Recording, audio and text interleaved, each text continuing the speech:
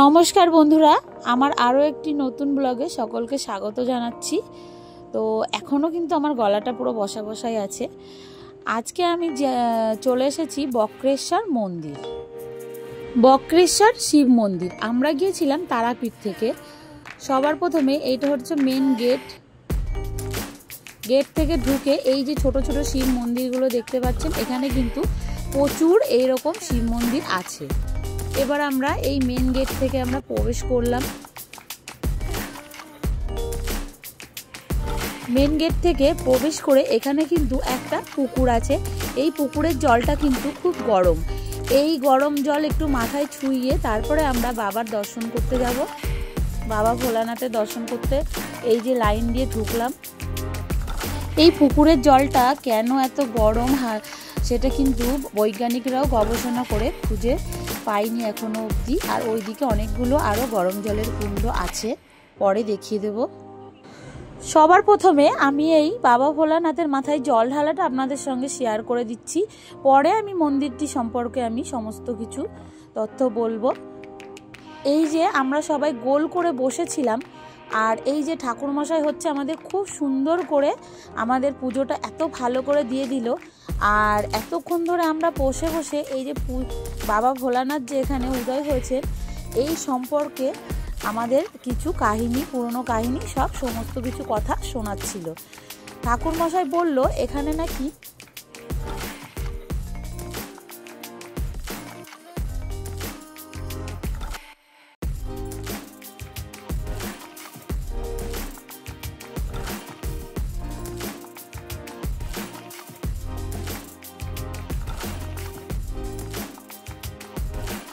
পুজো দিলে এই বাবা ভোলানাথকে জল ঢাললে আগে কিন্তু ভক্তের মাথায় জল পড়ে, তারপরে নিচে কিন্তু বাবা ভোলানাথের মাথায় জল পড়ে।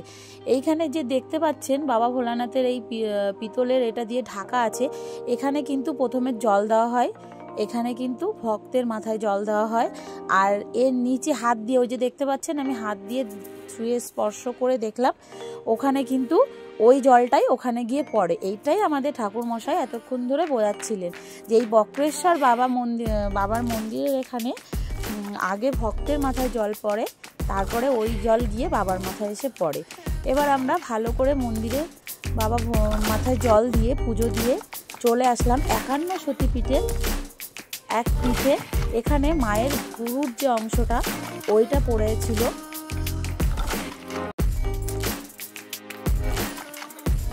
এটি সম্বন্ধে ঠাকুরমশাই বলবে। গুরুর যে মাঝের অংশ ত্রিনয়ন হচ্ছে মন্দ, বক্রেশ্বরের মহাপাত দেবী মহিষাসুর মর্দিনী। এখানকার দেবী হচ্ছেন মহিষাসুর মর্দিনী।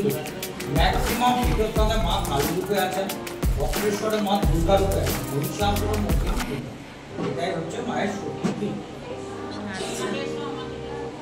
এখানে আসলে আপনি কিন্তু বাবা ভোলানাথের জল ঢেলে তারপরে মায়ের মন্দিরেও পুজো দিয়ে তারপরে বেরিয়ে চলে আসবে। এখানে হচ্ছে 10 টাকা করে টিকিট। এবার আমরা দেখব বক্রেশ্বরের যে মেন আকর্ষণ কুণ্ডগুলো, সেই কুণ্ডগুলো আমরা এখন দেখব।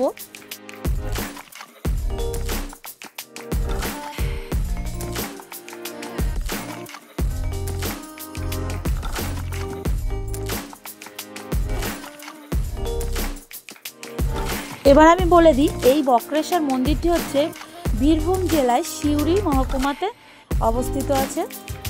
এই গেট থেকে টিকিট কেটে আমরা এবার এই কুণ্ডগুলোতে দেখতে যাব। সবার প্রথমে এই কুণ্ডটি দেখতে পাচ্ছেন, এই কুণ্ডতে কিন্তু আগে সবাই স্নান করতো, এখন করে না, এর কাজকর্ম চলছে নতুন করে।